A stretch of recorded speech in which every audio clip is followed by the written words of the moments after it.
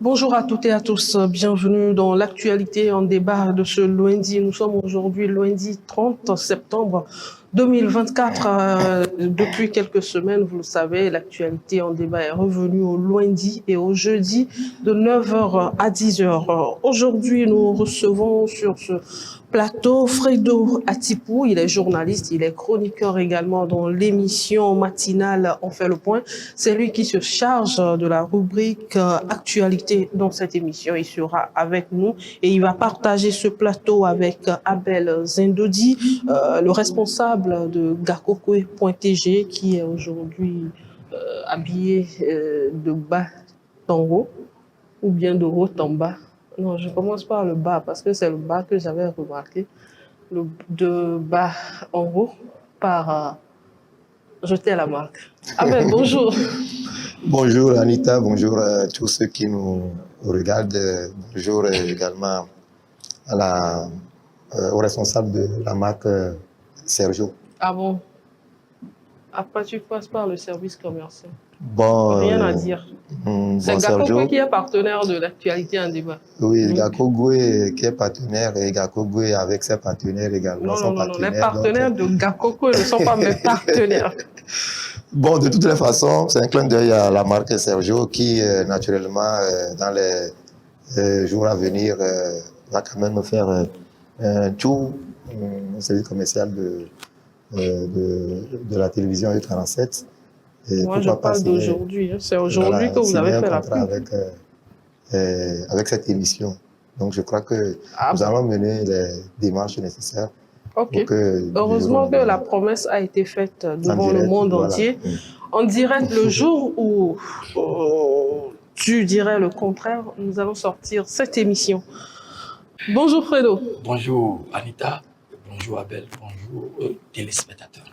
Alors, le week-end.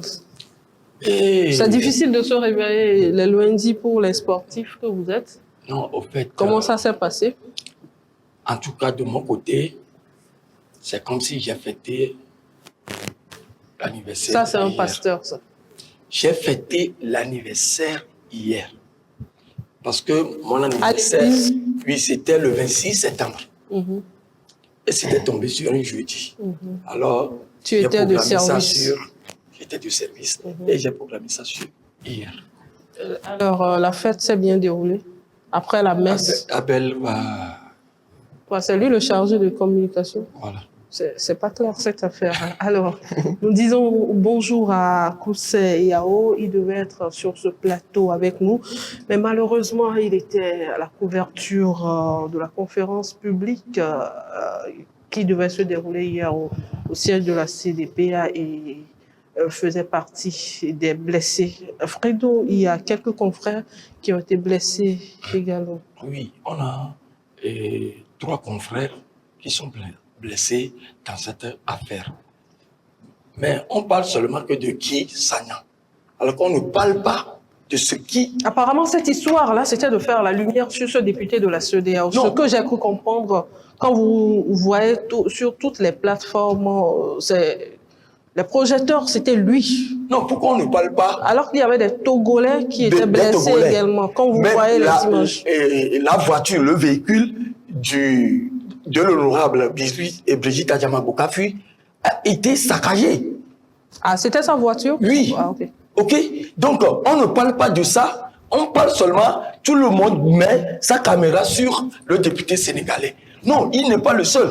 Moi, allez-y doucement, oui. Oui, ça me fait mal que même les confrères ne parlent même pas des nôtres dont leurs téléphones sont confisqués et emportés. J'étais au téléphone ce matin avec Koussa. Il me disait que son sac au dos était confisqué. Donc, il va se soigner après mener les démarches pour voir s'il peut récupérer. Sincèrement, nous déplorons ce qui s'est passé, mais de bonnes guérisons pour nos confrères. Abel, nous avons tous vu hier. D'abord, ma toute première question. Est-ce que la manifestation était interdite? Est-ce que cette conférence publique a été interdite? Bon, selon les informations officielles, c'est dire que l'événement a été autorisé. Non, pas autorisé. L'événement a été donc interdit, selon ce que nous avons appris. Maintenant, je ne sais pas comment ça s'est passé. Mais si l'événement la manifestation a été interdite, je dirais. Et bien, si l'événement a donc été interdit, je dirais tout simplement que il ne devrait pas quand même y avoir tout ce qu'on a, voilà, tous ces incidents, hein, tout ce qu'on a eu quand même à bien vivre hier. Parce que c'est que ce ne sont pas les forces de l'ordre. En tout cas, selon ce que les témoins ont raconté, puisque jusqu'alors, on n'a pas encore de communiqué officiel. La manifestation ou la conférence publique là n'était pas interdite. Elle était autorisée. C'est seulement le lieu qui a changé? Oui, c'est le lieu qu'on a changé. Parce que déjà, à 7 h du matin jusqu'à 10 h, les forces de sécurité étaient là pour assurer la sécurité des personnalités. Et qu'est-ce qui n'a pas marché? Non. C'est quand Guy Sagna avait pris la parole, la conférence. Ça se déroulait normalement jusqu'à ce que le député sénégalais ne prenne la parole. Et c'est là où, quand il a commencé par décortiquer ses analyses, c'est là où les chaises ont commencé par aller de Les forces de l'ordre étaient où quand les forces... Non, ils n'ont rien fait. Les chaises ont commencé. Ils n'ont rien fait. Ils étaient là. Vous étiez là? Ou bien c'est selon ce qui a été raconté? Parce que jusqu'alors, nous n'avons pas encore de réaction officielle. Il y a des réactions des partis politiques, des regroupements de partis politiques. J'étais au téléphone avec Mme Brigitte Adjamaboukafi. D'accord. OK. Et elle me demandait de passer faire un tour là-bas. Je dis non, je vais à l'église d'abord. Car aussi ce matin, j'étais avec elle au téléphone. Vous connaissez Mme Adjamabo, elle ne peut pas nous raconter des histoires. Et on nous dit que ce sont des gros bras. Ils sont venus d'où? Et les forces de sécurité étaient là. Regardez, la scène s'est passée tranquillement. On a traîné nos confrères par terre. On a retiré la caméra des uns et des autres. On a retiré et le téléphone des confrères. Tout ça là, ce sont les gros bras. Oui. Pas les forces de l'ordre. Et après, le départ des forces de l'ordre et des gros bras, s'il vous plaît. que les chefs et les forces de sécurité aussi sont partis. On ne comprend pas. Alors, Abel, vous aviez la parole. Oui, ben, je disais tout simplement que si tant est que l'événement était donc interdit, il ne devrait pas quand même y avoir de résistance. Nous sommes dans un état de droit et donc le pouvoir central a quand même... De droit à moitié. S'il vous plaît, Abel. Voilà, le pouvoir central a tout quand même le droit d'interdire ou non des événements organisés sur le territoire. Maintenant, ici, si Fredo me dit que l'événement n'a pas été donc interdit, maintenant le lieu a été changé par les organisateurs et si tant est que l'événement a bien démarré et tout allait normalement et que c'est la prise de parole de Guy Sagna, le député sénégalais, qui a fait dégénérer donc les choses. Qu'est-ce qu'il disait? Je crois savoir que les députés ont quand même l'autorisation, encore que ce soit donc un député de la CEDEAO, il peut quand même intervenir dans les pays de la CEDEAO, mais il n'a pas quand même le pouvoir, le droit de s'ingérer dans les affaires d'un autre pays, parce que le Togo est un État souverain, vous voyez un peu. Et donc je ne vois pas ce député togolais. Nous en avons aujourd'hui 113, et je ne vois pas ce député togolais fut-il un député de la CEDEAO, puisque nous avons également des députés de la CEDEAO. Vous voyez. Et donc, qui va débarquer au Sénégal, à Dakar ou bien dans je ne sais quelle ville du Sénégal, et commencer par raconter n'importe quoi sur l'État sénégalais? Je ne vois pas ce député togolais qui pourra quand même avoir ce culot de le faire. Maintenant, si, ok, bon, on peut avoir quand même des brebis galeuses un peu partout. Et maintenant, s'il y a un député qui débarque aujourd'hui et qui va donc commencer par raconter des histoires sur le pouvoir sénégalais, l'État sénégalais, est-ce que la population sénégalaise va se taire, va se laisser faire, laisser donc ce député raconter sa vie raconter de n'importe quoi sur l'État sénégalais? Non, je ne crois pas. Je ne suis pas pour la violence.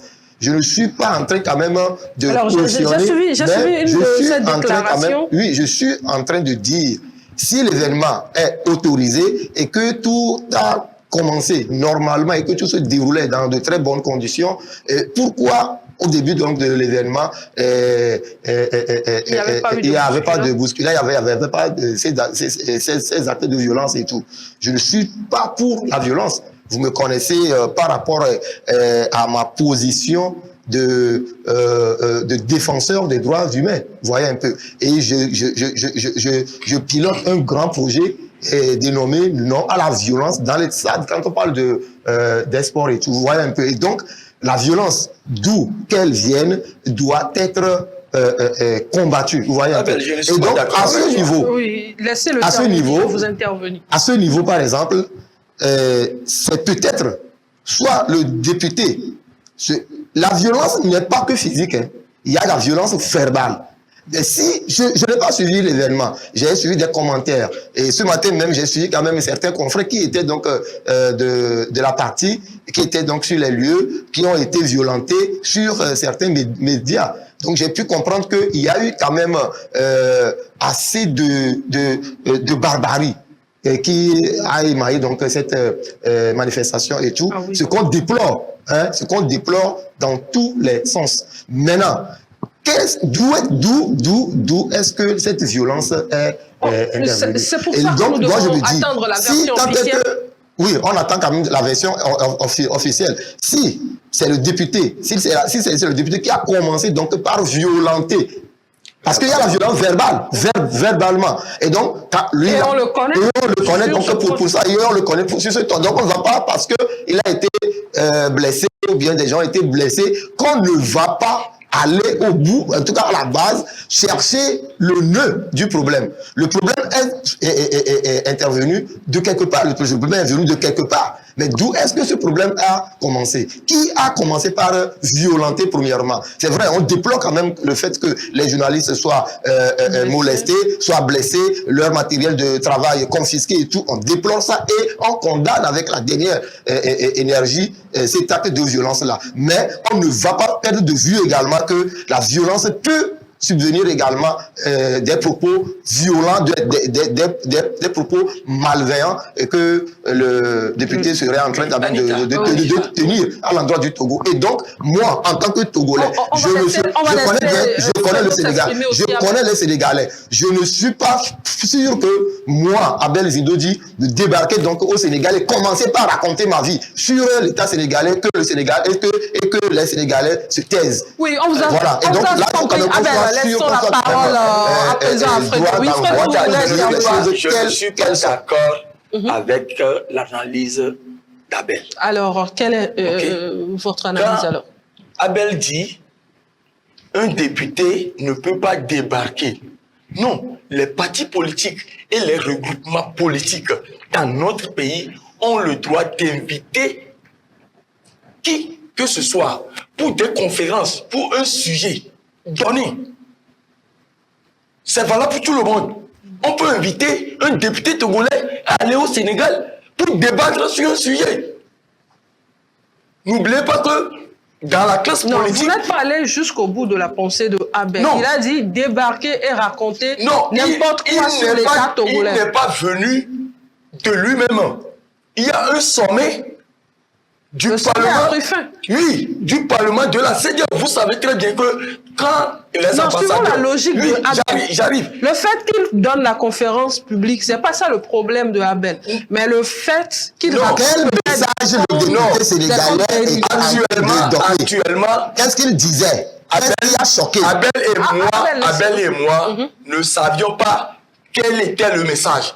Donc Abel ne peut pas critiquer le message qu'il véhiculait. Jusqu'à présent, on n'a pas alors, il a encore... critiqué. Oui, c'est là où il racontait Non. des trucs que lui ne peut pas débarquer, ou un député togolais ne peut pas débarquer au Sénégal. Non, ce n'est pas... Pourquoi sa prise de parole? Le problème n'est pas là. Le problème, moi, je ne voulais même pas parler de lui. Son cas, pour moi, c'est un cas isolé. Pourquoi? Ok? Non, c'est-à-dire, si... Mais c'est de parole qui a fait envenimer la Si on situation. me demande d'allumer la caméra sur cet événement-là, je vais allumer la caméra sur les confrères blessés. C'est-à-dire, aujourd'hui, personne ne parle de... Oui, nous avons parlé des On a parlé des bien sûr. confrères. Nous Non, avons parlé le fait qu'ils soient violentés. Et Mais moi, le député sénégalais là, seul, c'est lui seul qui sait quel contrat ou quel accord il a signé avec ce regroupement de partis politiques. Mais les confrères sont allés... Apparemment, vous n'allez pas dans le même sens que Abel. Non, je ne suis pas d'accord. Mais là où il a dit qu'il n'a pas le droit de raconter quoi. Non, je ne suis pas d'accord. Et Sagna, c'est un responsable. Il assume ce qu'il dit. Je ne sais pas comment il a été invité. Ça peut-être pousser les gens à... Moi, ça ne me concerne pas. Mais les confrères qui sont allés travailler... Parler des confrères. Aller travailler, sont tabassés. Non, c'est là où je ne suis pas d'accord. Ils ne sont pas des organisateurs. Eux, ils sont là. Ils sont invités à couvrir un événement. Jusque cette fois-ci, ce n'était pas les forces de l'ordre. Au moins, les forces de l'ordre font la différence entre les journalistes et les militants. Mais cette fois-ci, ce sont des gros bras jusqu'alors. Bon, ils ne veulent pas que les journalistes publient leurs images. Les miliciens ou bien les milices qui sont arrivés, bon, le thème clair, hein, ce sont des miliciens, on dira tout simplement, parce que les gros bras mélangés, bon, tout ça là, c'est la même chose. Et donc, eux, ils sont venus, peut-être d'un clan, ils veulent quand même sauver également leur image, selon ce que moi j'entends, hein, selon les déclarations des uns et des autres. Ils étaient là aussi, bien avant le début de la manifestation. Ces gens-là, qui ont commencé par, qui ont violenté nos confrères et tout le monde, parce que c'est pas que les confrères, on parle quand même du véhicule du député Adjamagbo, vous voyez un peu. Mais ce sont ces gens-là, ils étaient là au début de la manifestation, depuis le matin, selon les informations, ils étaient là également. Ils étaient là quand les Togolais ont pris la parole. Pourquoi ils n'avaient pas commencé par violenter? Je ne suis pas pour la violence. Ça, il faut quand même qu'on soit clair là-dessus. Je n'ai jamais dit que le fait de violenter, le fait de saccager, de blesser des gens soit une chose... Voilà. Le matériel de travail même la violence est encaissée sur le député sénégalais est à condamner. Ça, c'est clair. Il faut quand même qu'on le sache, qu'on le dise. Mais derrière tout ça, là, qu'est-ce qui a causé la violence? Pourquoi vous ne voulez pas fouiller, chercher et puis sortir d'où est venue la violence? C'est de ça qu'il est question. Oui, on dit, on condamne. Tout le monde a condamné. C'est ce que nous attendons. Voilà, de façon officielle. Oui, c'est là, justement. Merci. Et donc, derrière ça également, qui sont ces gens-là, ces gros bras dont il est question? Ils sont venus d'où? Mais les policiers sont là, les gendarmes sont là. Ils doivent quand même faire le PV. Ils étaient lancetateurs comme ça, je ne sais pas. Je ne dire. Mais derrière tout ça, là, il y a la justice. Le procureur peut s'auto-saisir de ce dossier-là et ouvrir donc une information judiciaire. On va passer à un autre sujet. Donc, pour qu'on puisse la mettre donc, sur ces badauds-là, tant que c'est des gens venus de nulle part. Maintenant, derrière ça, on doit situer les responsabilités. Il faut quand même avoir le courage de dire les choses telles qu'elles sont. On ne va pas parce qu'on a blessé des gens, qu'on ne va pas chercher à savoir d'où est-ce que la violence est venue. Et Guy Sagna, il n'est pas le seul député africain. Il n'est pas le seul député en Afrique. Merci. Et moi, en tant que Togolais, je ne serai jamais d'accord que quelqu'un, futur député, vienne quand même raconter sa vie. On va calmer les esprits. Abel, merci, on vous a assez compris. Fredo, on vous a aussi assez compris. On va passer à autre chose, mais pour l'instant, nous souhaitons prompt rétablissement à tous nos confrères, surtout au confrère Koutse Yao qui devait être dans l'émission ce matin, mais malheureusement, il a été blessé. Selon ce qu'il m'a dit ce matin au téléphone, nous allons passer à autre chose, autre sujet dans cette émission, c'est la rentrée scolaire et nous allons partir avec les amis du village. Abel est le président, c'est le président, hein? Le président de cette association. Réélu, bien sûr. Parce que... Est-ce qu'on va s'en sortir? De cette association qui vient en aide aux nécessiteux. Et ce qui me plaît à leur niveau, c'est qu'ils ne se concentrent pas sur les élèves ou bien les enfants de la ville. Ils vont dans les coins reculés, là où nous ne pouvons pas nous rendre avec nos véhicules. C'est là où eux, ils vont. Ah ben, pour cette rentrée, et puis de l'autre côté, ils font des actions, mais ils ne médiatisent pas. Pour cette rentrée, quels sont les villages qui ont bénéficié de vos apports? Oui, cette rentrée, on était dans 3 localités. Nous étions d'abord à Sagbado, chez l'orphelinat Enfin le Sourire. Donc, il y a une dizaine d'enfants là-bas, orphelins, et qui sont donc logés dans ce centre d'accueil-là. Donc, nous sommes allés remettre un lot de cahiers, de bics, de crayons, etc. à ces orphelins-là. À part Sagbado, nous sommes allés à Tchankopé. À Tchankopé, c'est une ferme. On ne dirait même pas un quartier, c'est une ferme cachée donc, au fond de la préfecture des Lacs. Donc, c'est à la limite de la préfecture des Lacs et la préfecture de Bamono. C'est un no man's land, on dira tout simplement. Et donc, les habitants d'Atchankopé ne savent pas si ils sont donc dans la préfecture des Lacs ou ils sont dans le Bamono. Mais naturellement, comme le notable qui fait office donc de chef de cette ferme-là, de ce quartier, est notable donc du chef du village d'Aklakoum-Melonkou. Et donc, Aklakoum-Melonkou étant dans la préfecture des Lacs, donc ils sont considérés comme natifs des lacs et habitants donc de la préfecture des Lacs. Donc, nous sommes allés les retrouver donc dans ce coin là-bas où une cinquantaine d'enfants a été donc pris en charge par l'association Les Amis du Village. Et donc là-bas, tout le village ou bien tout le quartier était donc servi parce que tous les enfants de ce village-là ont été donc pris en compte par l'association Les Amis du Village. Donc ils peuvent quand même effectuer leur entrée. Ils ont quand même déjà effectué cette rentrée-là en toute quiétude. Et donc les parents, vous savez, dans les milieux les plus reculés, il y a quand même la pauvreté est véritablement ambiante donc dans ces milieux-là, où aujourd'hui encore, les enfants vont à l'école avec des sacs de riz.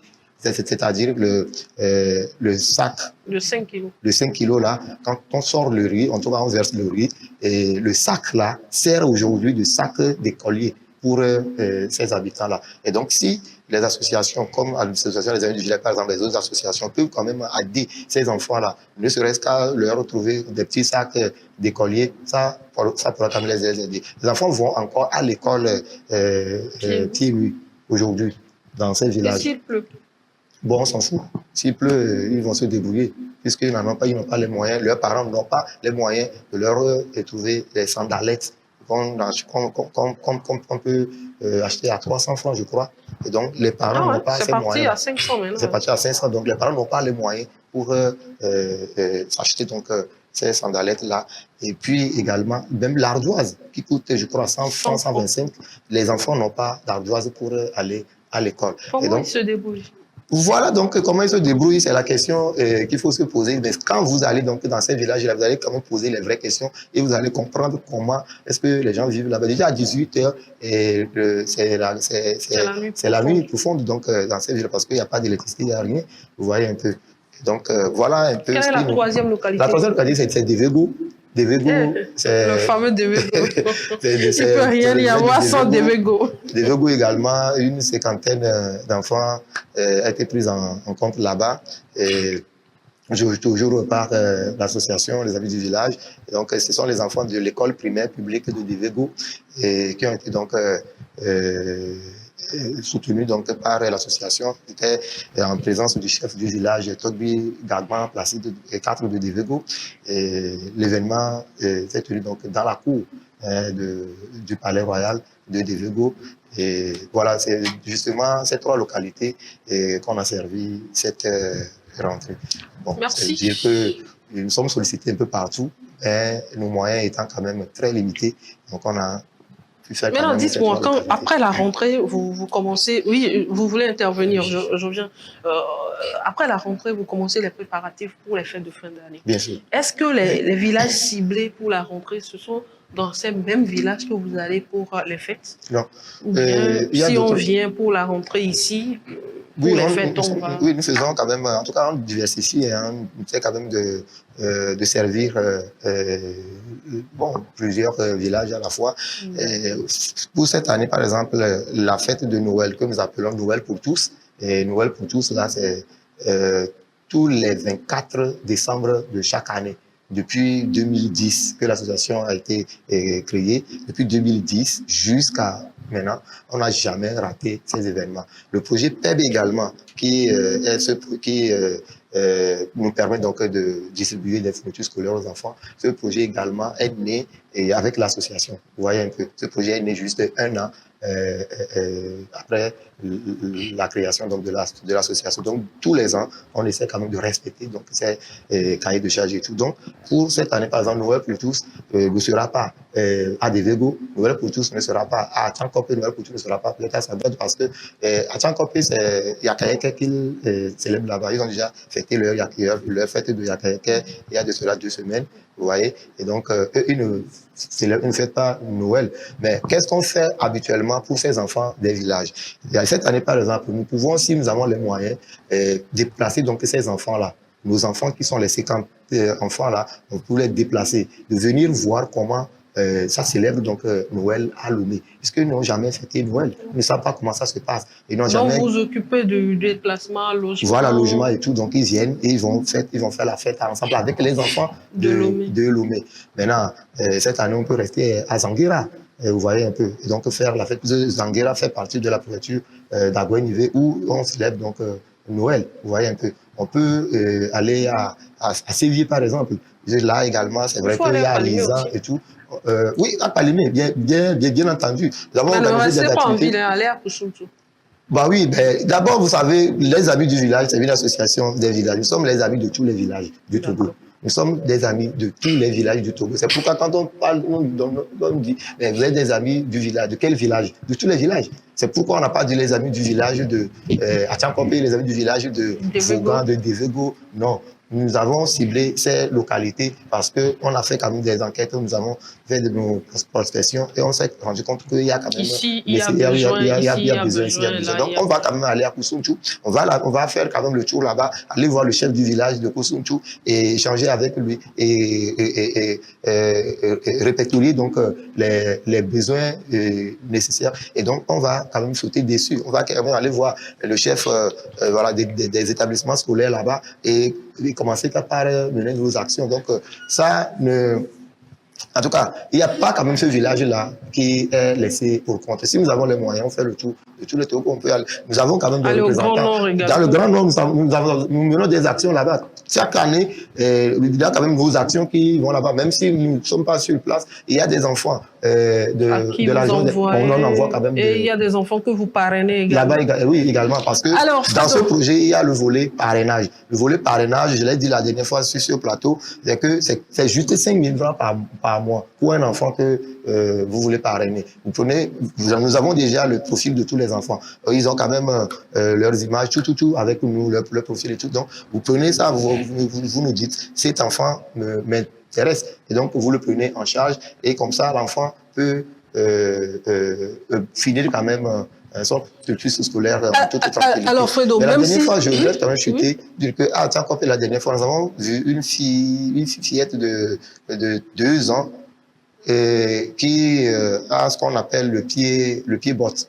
Le pied botte, c'est les enfants qui ont la déformation au niveau du pied et tout. Donc, on l'a quand même on l'a ciblé. Nous avons pris attache avec ses parents. Et du coup, déjà, la semaine dernière, on a eu des médecins qui sont là en train de traiter, donc, qui veulent traiter ces genres de maladies. Et on a déjà placé, on a déjà, en tout cas, mis en contact ces entités-là. Voilà. Et donc, on attend de voir l'opération quand les médecins vont donner quand même leur accord pour que l'enfant là arrive donc à Lomé pour suivre quand même une session ou alors la déplacer naturellement au CHP d'Aneko, ou bien c'est le CHR, je crois, d'Aneko, à l'hôpital d'Aneko, bien entendu, pour son traitement. Donc voilà un peu ce que nous faisons. Alors Fredo, tout à l'heure, Abel parlait de parrainage. Vous pouvez également parrainer un enfant, c'est seulement 5 000, ça n'a rien à voir avec ce que vous dépensez un dimanche. On va parler du week-end, hein. Ça n'a rien à voir avec ce que vous dépensez un seul dimanche. Association Les Amis du Village, c'est une association, dont je fais partie. Donc je connais très bien l'association. Il a déjà parrainé combien d'enfants?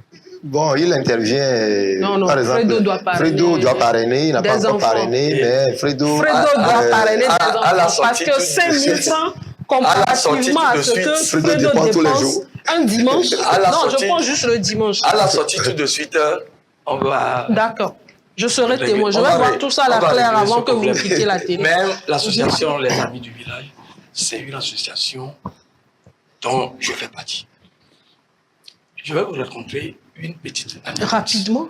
Et nous avons vous beaucoup savez, de sujets aujourd'hui. Et j'étais avec le professeur Jabouré Mekouké à Tapaon. On était allé dans un village appelé Pichinga. Pichinga. Quand on a été... Moi, je connais seulement Mandouri. Voilà. Pichinga,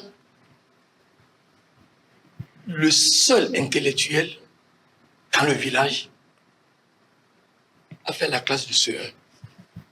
Intellectuel? Oui, parce qu'on ne prend aucune décision. Le chef du village ne prend pas de décision derrière lui.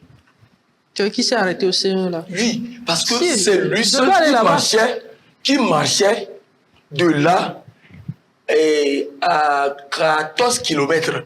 Mais vous devez traverser une rivière. Ok. Il était seul.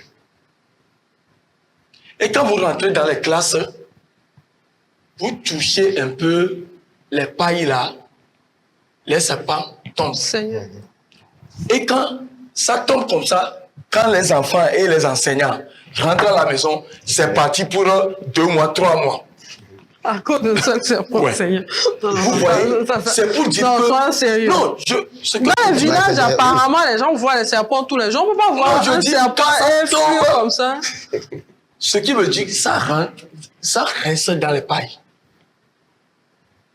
Et ce que je dis, je le dis parce que le professeur aimait... Imaginez que ça tombe, vous passez 2 mois, vous revenez, ça tombe encore. Non, donc ça dit toute l'année, là, vous allez venir au cours. C'est pour cette raison, lui, il a pris le courage sur lui. Lui, ses parents l'ont envoyé dans la ville. Donc, celui seul qui marchait, traversait la rivière pour aller. C'est pour dire que le travail que l'association Les Amis du Village fait, ce n'est pas une petite chose. Nous appelons les bonnes volontés à soutenir cette association. Parce qu'il n'y a jamais une fête de fin d'année que vous ne verrez pas cette association en activité. Mais comment est-ce qu'ils arrivent à trouver les moyens? Seuls les responsables savent. Parce qu'il connaît Kofi, il connaît Kodjo, il connaît Anita, il touche Anita, il faut me donner 10 000, on va acheter ceci, cela. Non. Ils en ont besoin plus que ça. Parce que ce n'est pas une association de nom. C'est une association qui fait des actions. Qui est active. On le remarque souvent. On a des associations de nom. Mais que les gens financent. Et puis, il y a des associations qui se limitent à la ville. À la Mais ville seulement.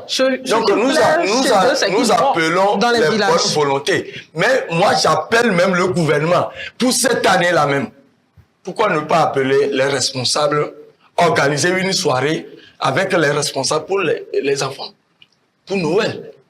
Alors là, il faut mener les démarches. Abel est là. On sait que Abel, quand il veut faire quelque chose, il le fait bien. Fredo, je reste avec vous. Nous étions en train de parler des enfants qui ont repris les chemins de l'école. Mais malheureusement, le fléau à la mode aujourd'hui, c'est que nos feux tricolores ne travaillent plus. Qu'est-ce qu'on doit faire? Parce que c'est un véritable danger. Hein. Et puis, ce sont dans les grands carrefours. Vous connaissez par exemple le grand carrefour de GTA. C'est seulement sur 2 côtés que les feux marchent. Et la semaine dernière, quand vous prenez un peu la voie, il y a des policiers qui sont là. Mais ils contrôlent juste un côté et les autres côtés. On peut donner le OK à ceux d'ici de passer, mais ceux-là, peut-être, eux, ils rentrent dedans. Est-ce qu'on doit attendre qu'il y ait mort d'homme avant de réparer les feux tricolores? Et ce problème m'intrigue un peu. Parce que ce n'est pas aujourd'hui que ça a commencé. Même vous prenez le carrefour de l'hôtel Concorde. Ce n'est pas une publicité gratuite, mais je voudrais qu'on vienne dessus. Est-ce que ce carrefour-là n'a plus besoin de feu? Parce que c'est comme si on a oublié. Et ça fait plus d'un an, je crois. Là, nous avons crié. Il faut décentraliser les choses. Il faut faire ci, il faut faire ça. Les mairies sont arrivées. Qu'est-ce que les maires, les adjoints aux maires et les conseillers municipaux font? Ça, ce n'est plus une affaire. Normalement, c'est à eux de faire. Oui, ce n'est plus une affaire du gouvernement. Ce n'est plus une affaire du gouvernement. C'est l'affaire aux responsables communaux. Mais les maires sont où? L'autre fois, j'avais posé la question à un maire, dont je ne vais pas citer son nom. Et pourquoi il n'y a pas les feux au niveau du carrefour Adito Gomi? Douane là. Ça aussi, c'est un autre cas. Pourquoi il n'y a pas ça? Il me répond, de ce côté, ça rentre dans une autre commune, de ce côté, ça rentre dans une autre commune. Donc, que les gens se tuent là-bas. Vous voyez? Chaque commune viendra chercher son cadavre, c'est ça? Et le point que vous avez touché, les enfants ont repris le chemin de l'école. Ils vont traverser la route. Alors qu'à l'école, on nous avait appris que quand les feux tricolores, quand le feu rouge s'allume, il y a les lignes de passage pour les piétons. Et que vous devez s'arrêter et que les enfants vont traverser cette route. Et qu'il n'y a plus les feux. Des fois, même quand les policiers sont là pour régler la circulation, ils sont là pour un temps. Le reste, c'est pour raqueter, les Togolais. Donc, quand les feux ne travaillent pas, vous ne voyez pas les forces de l'ordre. Normalement. Quand les feux ne travaillent pas, ils ne sont pas là. C'est quand ça travaille qu'ils sont là. Voilà. Et on attend ceux qui vont... Nous interpellons les maires de chaque commune. Parce que le problème n'est pas dans une seule commune. C'est dans toutes les communes. Nous interpellons tous les maires de trouver une solution. Parce que ça fait mal. Ça fait trop mal. Alors, Abel. Oui, je crois que c'est une situation assez dommageable qu'on vit, hein. Surtout à Lomé. Dans le Grand Lomé, c'est comme si les 13 communes, ou bien les 13 communes ont quand même un point commun. Hein? Ils ont quand même les maires qui agissent, je dirais, donc, de la même manière. Et ils ont quand même une même méthodologie de fonctionnement, je dirais, tout simplement parce que quand on prend le Grand Lomé, il y a des carrefours, c'est comme si ces carrefours sont abandonnés, alors que, comme Fredo l'a dit tout à l'heure, on parlait justement de la décentralisation. Et aujourd'hui, il ne revient quand même plus au gouvernement, au ministre de la ville de venir réparer les feux dans les communes. Maintenant, quand on me dit que au niveau du grand carrefour de la douane Aïdo Gomé, et qu'il y a une partie qui rentre dans une commune, il y a l'autre partie qui va dans d'autres. Et que le maire de chaque commune, que chaque maire arrive quand même à installer ses feux. Si du côté de la préfecture, qui dit du côté de la commune Golfe 7, puisque je sais que donc de l'autre côté, là où il y a les retenues d'eau, c'est Golfe 7. Mais de ce côté, c'est Golfe, c'est le 5. Et donc, ils sont également du même parti. Bon, on ne va pas parler de parti politique pour l'instant. Ici, c'est une compétence. Oui, justement, c'est pour la beauté de la ville. C'est pour la beauté de la ville. Non, j'ai posé la question, est-ce qu'ils ne se parlent pas entre eux? Non, il y a un conflit entre eux. Je crois que chacun peut mettre quand même ses feux. Si du côté de la commune Golfe 7, en venant donc de Sagbado, si c'est de ce côté que non, ça ne se fait pas comme ça. Je crois que ça ne se fait pas comme ça. Maintenant, si ça se faisait comme ça, vous allez voir, les feux verts vont s'allumer au même moment, peut-être. Bon, de toutes les façons, les techniciens qui vont travailler sauront quand même quoi faire. Moi, je le dis parce que si... chacun finance quand même la partie qui vient de sa commune et tout. Et donc, mais quand on prend par exemple le carrefour Adido Adin ici, mais depuis plus de, je ne sais pas combien de mois, et que ces feux-là sont gâtés. Quand vous allez au niveau de Djidjolé, bien avant le commissariat de Djidjolé, mais le carrefour de chez Yadé-Bayon, les feux-là sont en panne depuis des mois. Pas de nous. Avant Donou. Avant Donou, sur les pavés. Les feux sont en panne depuis des mois, voire même un an, que ces feux-là sont en panne. Personne n'en parle. Et les gens vont tomber tous les jours là-bas. Ici, au niveau de l'école, permettez que je fasse la pub gratuite, c'est pas grave. L'école La Source. Il y a des enfants qui traversent là-bas tous les jours. Et maintenant, derrière tout ça, là... Tous les jours, les gens se cognent là-bas. Les gens se cognent tous les jours et les pompiers viennent ramasser donc maintenant, c'est le Carrefour Bodjona qui rentre dans la danse. Oui, Carrefour Bodjona également. Également, ces feux-là sont en panne. Bon, au niveau du Carrefour Bodjona, est-ce que les feux sont en panne? Oui, les deux parties là. La voie qui quitte Adido Adin et la maison du ministre Bodjona, les deux voies là, ça ne marche pas. Mais quand on dit à Gmalepédo et à Goé, ça marche. Sur la ligne de Zanguera, par exemple. Est-ce qu'on a mis les feux là-bas? Non, il y a les poteaux, mais sans les feux. Ils ont mis les poteaux, mais les feux ne sont pas... Et même au niveau du carrefour IPG, à Dido Gomé, IPG, tous les jours, les gens tombent là-bas. Tous les jours, c'est des accidents. Les gens tombent là-bas tous les jours. C'est un grand carrefour. Même au niveau de Madiba, les gens tombent là-bas tous les jours. Mais personne n'en parle. Mais là également, c'est quoi? C'est deux communes qui vont gérer là. Non, je ne pense pas. Là-bas, c'est dans la commune Golfe 5. Et donc, Golfe 5, là, le maire est avocat. Et il peut quand même réagir donc là-bas. Mais bientôt, on aura encore les élections pour renouveler donc ces instances-là. Bientôt, bien en moins d'un an, il y aura encore des élections. Ils vont encore revenir faire quel bilan? Quand les gens tombent tous les jours. Et maintenant, derrière ça, il y a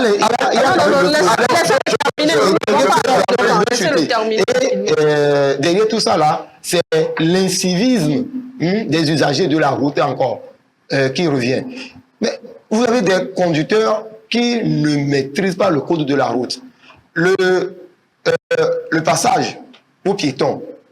Mais ailleurs, quand vous posez le pied sur ces bandeaux-là, on vous arrête. N'importe quel conducteur doit s'arrêter. Quand le piéton met son pied, d'ailleurs, sur ces bandes-là, vous devez vous arrêter. C'est automatique. Mais c'est en ce moment que les motards commencent par filer pour vous cogner. Donc, je veux dire je me dis tout simplement que la loi selon laquelle tous les conducteurs de moto doivent passer l'examen de permis de conduire. Je vous rappelle que même les conducteurs de véhicules qui ont le permis, vous posez vos pieds, ils vont vous cogner. Et Ils vont vous connaître. Je veux Oui, ajouter allez-y, quelque chose. rapidement.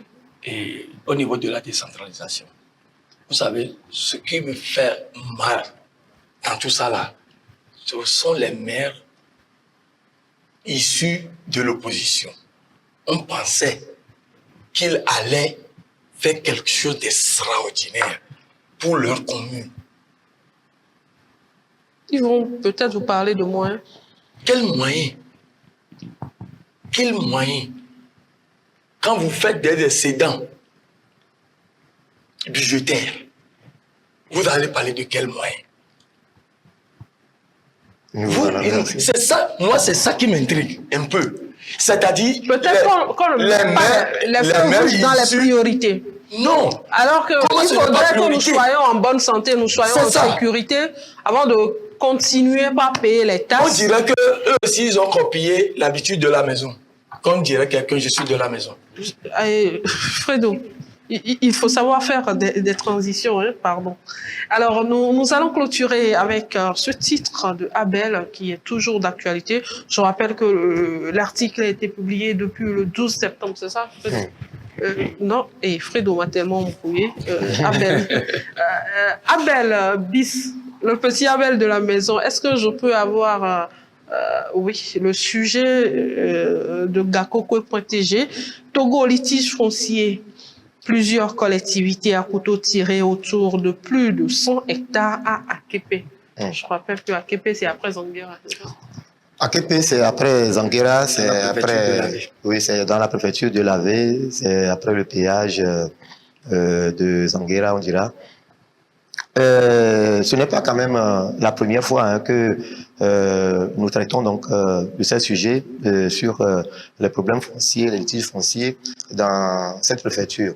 Et je dirais qu'aujourd'hui, la préfecture la plus en vue en matière de problèmes fonciers, c'est la préfecture de l'Avé. Parce que tous les jours, on en parle, tous les jours, le sujet revient.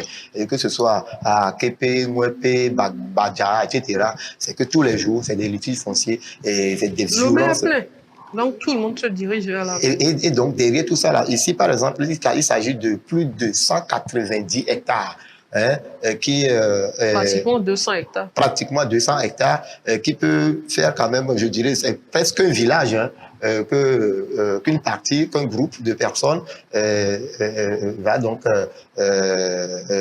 occuper hein, illégalement, parce que c'est des parcelles, selon les informations, c'est des parcelles qui appartiennent à plusieurs collectivités. Et donc, il y a un clan qui sort de... Ici, on parle de Mwepe, parce que c'est la partie Mwepe qui vient maintenant occuper donc, les terres qui appartiennent donc aux collectivités d'Akepe. Et donc, c'est vraiment un problème sérieux, un problème qui date de plus de 1900, en tout cas qui date de plus de 50 ans.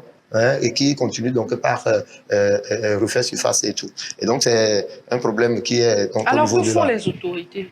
Les autorités, normalement, vous savez, pour ces genres de litiges fonciers et tout, et la justice fait quand même son travail, mais la justice fait le travail de papier, on dira tout simplement, c'est-à-dire que c'est des oppositions, et donc chacun tire le drap vers son côté, vous voyez un peu. Et donc, chaque clan se donne raison dans ce problème-là. Et au final, la justice, sur la base des papiers, donne quand même raison à une partie ou à l'autre partie. Et donc, la partie la partie d'Akepe, les collectivités d'Akepe avaient déjà remporté, donc, ou bien avaient gagné des procès sur ce dossier. Maintenant, l'autre partie, la partie qui vient maintenant occuper, bon, selon les gens d'Akepe, illégalement leur territoire, cette partie aussi vient de gagner encore un procès. Parce que c'est des procès sur procès, c'est des attaques sur attaques, et puis c'est des recours sur recours, où on va jusqu'à la Cour suprême. Donc, la Cour suprême vient de donner raison à la partie qui est incriminé par les collectivités d'AKP aujourd'hui. Maintenant, là, il n'y a pas notre problème au niveau de Gakoko.tg. On a à notre niveau, c'est quoi? C'est la violence qui s'invite donc dans la danse sur le terrain. Peu importe les décisions de justice et tout, les gens continuent par ça se violenter, par se casser, donc par se taper dessus sur le terrain. Parce qu'aujourd'hui, c'est les chefs coutumiers normalement qui, à mon avis, et doivent aider au règlement de ces litiges. Parce que qui connaît mieux le territoire d'un village à part le chef du village. Le chef du village, c'est pourquoi on parle des us et coutumes, des garants des us et coutumes. C'est des gens qui maîtrisent mieux le village. Et donc, pour ces genres de problèmes, si les chefs traditionnels jouent franc jeu, il ne devait pas y avoir de problème. Peut-être qu'il y a des gens qui ont promis 2 hectares. Voilà, c'est des choses qui se passent. Mais aujourd'hui, il est dit que le chef canton de la localité a interdit, a donné quand même un ordre à tous les occupants de surseoir à tous travaux d'abord, de mettre fin aux travaux jusqu'au règlement final du litige. Mais derrière tout ça là, les gens ne font pas comme ça. Ils continuent quand même par aller sur le terrain. Et tous les jours, c'est des attaques. Tous les jours, c'est des casses. Tous les jours, c'est des violences. Donc, c'est ce côté qui nous intéresse. Le côté justice où on a donné raison à X ou Y ne nous intéresse pas. Là où ça nous intéresse, c'est qu'il faut arrêter les violences sur le terrain. Parce que même aujourd'hui, après cette émission, on peut encore nous appeler pour nous dire, OK, il y a l'autre partie qui est encore venu faire. C'est des gens qui construisent nuitamment. Hein. Vous allez vous lever le matin, vous voyez déjà le mur monter parce que ils viennent avec des milices, avec des badauds qui les protègent et tout. Et donc, ils font quand même des travaux nocturnes, juste pour occuper la parcelle. Et je crois que l'autre partie vient casser. Et donc, quand ça commence comme ça, c'est des pertes de vie, des pertes en vie humaine qui s'en suivent. Et voyez un peu. Et donc, nous avons déjà traité un sujet pareil où nous étions sur le terrain. Mon collaborateur René et moi, on était sur le terrain. Le jour où j'avais laissé ma voiture, on a pris une moto, on s'est quand même mélangé aux manifestants. Vous n'avez pas reçu de coups par hasard? On a reçu de coups, bel et bien. Notre matériel de travail a été saccagé le jour-là. Mais c'était pour voir, pour constater de visu ce qui se passe. Et c'est les collectivités, en tout cas des deux clans, qui s'affrontaient. On a vu des gens se taper dessus. On a vu des gens avec des machettes. Et à un moment donné, nous avons pris quelques images et nous sommes partis. Et nous sommes venus alerter. Et je crois que ce jour-là, il y a quand même des interventions qui ont été faites de plus belle manière. Et ça a fait et que c'est une seule personne. Sur ce sujet-là, c'était une seule personne qui est venue dire que tout un village l'appartient. Et il vient, et aussi avec des papiers, il vend aux autorités, aux gradés et tout, pour intimider l'autre partie. Et comment il procède? C'est des gens qui sont de connivence avec les forces de l'ordre de sécurité, certains. Et donc, ils font tout pour arrêter une ou deux personnes, et paf, les autres, ils ont peur, et donc ils fuient. Donc, vous voulez vous prononcer sur cette affaire? En fait, je ne sais pas pourquoi Abel voudrait dédouaner la justice togolaise dans cette affaire. Je ne sais pas pourquoi. Il n'a pas dédouané. Non, il dit la justice fait son travail. Non, ça, il faut il parle de violence. Non, il dit la justice fait son travail. Je ne sais pas pourquoi il veut dédouaner la justice togolaise dans cette histoire. Donc, selon vous, la justice ne fait rien. Rien. Dans cette histoire-là, les magistrats, les huissiers, ils sont les auteurs. Ils sont les auteurs. Vous avez les preuves? Ils sont les auteurs. Vous avez les preuves? Pour preuve, la sortie du magistrat, président de la Cour suprême, Abdoulaye Yaya, l'autre fois, interdisant d'aller écrire sur les murs des gens cessation des travaux, qu'il ne veut plus voir les gros bras sur le terrain. Tous les dossiers liés au foncier sont bloqués jusqu'aux nouvelles. Donc, ce qui me dit... On dit qu'il y a un travail qui se fait. Ce qui me dit qu'il sait très bien que la justice togolaise est corrompue. Comment est-ce que c'est lui-même qui l'a dit? Comment est-ce que un magistrat peut avoir plus de 6 maisons, 10 maisons, des états des faits? Vous avez des preuves? Non, je dis ce que maître président de la... Il a dit qu'un magistrat a 10 maisons. Il l'a dit. Que ce n'est pas possible. C'est lui qui l'a dit. Ce n'est pas moi. Je n'invente rien. Donc, à un moment donné, il faut avoir le courage de dire les choses telles qu'elles sont. Si on arrive à ce point-là, c'est-à-dire la justice togolaise est à la source. C'est-à-dire qu'un juge, on dit, Et ce que les Togolais ne savent pas, quand il y a un problème terrien et que vous allez à la justice, aujourd'hui, Maître X peut être le président du jour. Rapidement. Va traiter l'affaire. Il va vous donner raison. L'autre vient casser. Vous faites appel. Et c'est là où il y a le problème. C'est là où il y a le problème. Il faut que la justice togolaise se remet au travail. De toutes les façons, ce dossier, il y a quand même assez de rebondissements. Nous allons quand même revenir là-dessus cette semaine. Et puis nous irons encore sur le terrain, nous allons revenir là-dessus parce que nous avons quand même assez d'interventions dans ce dossier-là. Il y a quand même un second article sur le même sujet qui est déjà prêt à diffuser. Eh bien, nous continuons par mener, nous continuons par mener nos petites enquêtes autour parce que avant quand même de sortir un dossier pareil, il faut quand même prendre le temps, il faut aller sur le terrain, il faut vérifier, avoir les parties, avoir les dossiers, les documents nécessaires pour pouvoir travailler. Donc vous allez voir ceux qui iront donc sur le site gakogo.tg pourront voir les informations contenues donc dans cet élément que nous avons titré litige foncier. Merci. Plusieurs collectivités à Potou tiré. Donc je rappelle que l'article date du 12 septembre.